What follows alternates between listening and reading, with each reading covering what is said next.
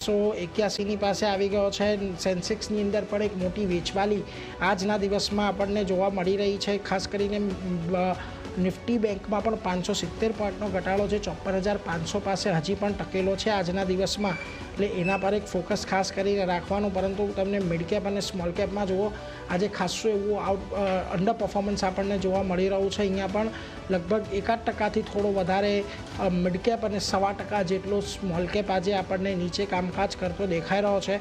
અને આ બધાની વચ્ચે ખાસ ઇન્ડિયા વિક્સ પર તમે નજર રાખો, 12.5 પાસે પહોંચતો દેખાઈ રહ્યો છે। લગભગ 6-6.25% ઉછાળો આજે ઇન્ડિયા વિક્સની અંદર આવ્યો છે। હવે માર્કેટ બ્રેથ આજના દિવસમાં પૂરેપૂરી નેગેટિવ તરફની છે।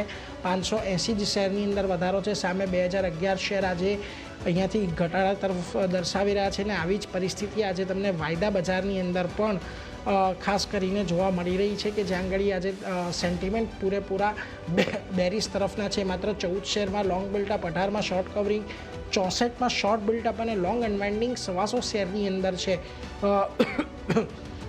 ખાસ કરીને જો જ્યાં લોંગ બિલ્ટઅપ થતું જોવા મળી રહ્યું છે ત્યાં જુઓ બ્રિટાનિયા, નેસ્લે જેવા કાઉન્ટર છે।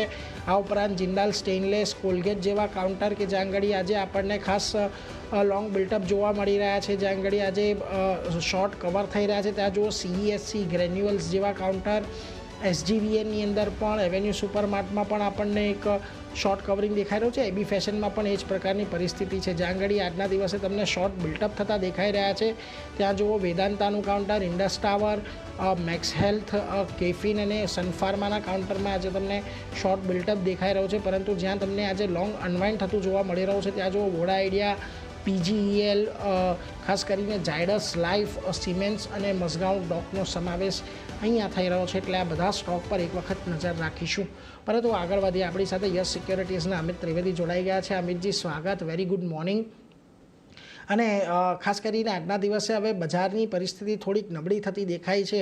આપણે 25,000ને પાર ગયા, ત્યાંથી આપણે ટકી ન શક્યા અને ત્યાંથી એક સતત વેચવાલી આવી। ગઈકાલે થોડીક એક રાહત જોવા મળી હતી, પરંતુ આજે ફરી પાછો એક મોટો ઘટાડો આપણે બજારની અંદર જોઈ રહ્યા છીએ।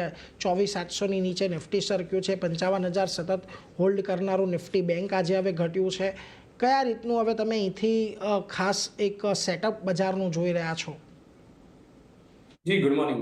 આપણે નિફ્ટીની વાત કરીએ તો આપણને એક 3% ઉછાળો જોવા મળ્યો હતો રિસેન્ટ લો પરથી। બટ ગઈકાલે આપણને લાસ્ટ વીકમાં ઇનફેક્ટ આપણને જે જોવા મળ્યું એક સડન ચેન્જ ઇન સેન્ટિમેન્ટ જોવા મળ્યું। લાસ્ટ વીક આપણને 25,100ની ઉપર ઉછાળો જોવા મળ્યો હતો, બટ ઇવેન્ચ્યુઅલી ઉપરમાં નિફ્ટીમાં સસ્ટેનન્સ નહોતું જોવા મળ્યું। ફ્રાઈડે આપણને એક શાર્પ ડિક્લાઇન જોવા મળ્યું હતું। ગઈકાલે નો ડાઉટ એક થોડી રિકવરી હતી ડ્યુરિંગ ધ ડે, બટ ગઈકાલે પણ 25,000ના જે લેવલ્સ છે એની ઉપર નિફ્ટી સસ્ટેન નહોતું કરી રહ્યું।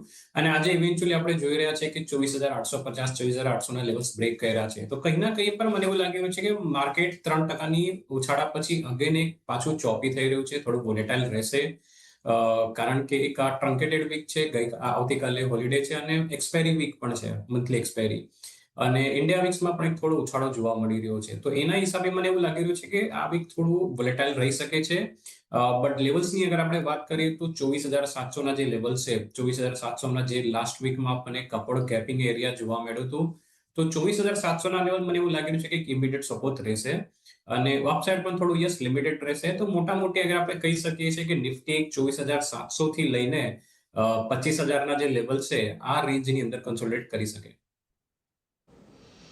24,700થી 25,000 આ એક 300 પોઈન્ટની રેન્જ, એની અંદર આપણને કદાચ ઉતાર ચઢાવ જોવા મળી શકે। એટલે આ અઠવાડિયું થોડું આપણને અહીંયાથી ચેલેન્જિંગ વાળું રહેવાનું છે, એટલે એના પર એક નજર ખાસ કરીને રાખતા રહીશું। પરંતુ આગળ વધીને આજના દિવસે જુઓ, આપણને જ્યાં OI એક્શન સૌથી વધારે વધતા જોવા મળી રહ્યા છે, એક સૌથી પહેલાં વાત કરવી છે, જુઓ આજે તમને ઘણી બધી જગ્યા પર ખાસ કરીને લોંગ અનવાઇન્ડિંગ જોવા મળી રહ્યા છે, ને જ્યાં આગળ મોટા પાયે લોંગ અનવાઇન્ડ થઈ રહ્યા છે એમાં PSU બેન્કો છે, યુનિયન બેંક, ઇન્ડિયન બેંક, આ બધાની અંદર એક મોટા પાયે લોંગ અનવાઇન્ડિંગ આપણને અત્યારે જોવા મળી રહ્યું છે। આ ઉપરાંત તમે જોશો તો તમને અન્ય પણ PSU બેન્કો આજે થોડીક ઘટાડા તરફી કારોબાર દર્શાવી રહી છે। શું મત અહીંયા ઓવરઓલ એક PSU બેન્કિંગને લઈને આજે જ્યાં લોંગ અનવાઇન્ડ થઈ રહ્યા છે, તમને લાગે છે કે અહીંયા ઘટાડે કોઈક આપણને આગળ વધતો દેખાય આ બધી જગ્યા ઉપર? PSU બેંક પહેલા અગર આપણે બેંક નિફ્ટી પર વાત કરીએ તો બેંક નિફ્ટીમાં પણ એક clear cut underperformance last week જોવા મળ્યું હતું।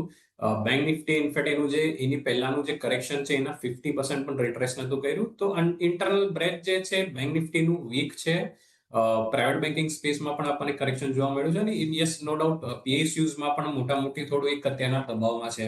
બટ ઓવરઓલ અગર હું સ્ટ્રક્ચર જોઉં તો સિલેક્ટેડ સ્ટોક્સમાં જેમ કે બેંક ઓફ બરોડા છે, આઈ ફીલ કે સમવેર નિયર 230 225 ની આસપાસ ક્લસ્ટર ઓફ સપોર્ટ ઝોન છે.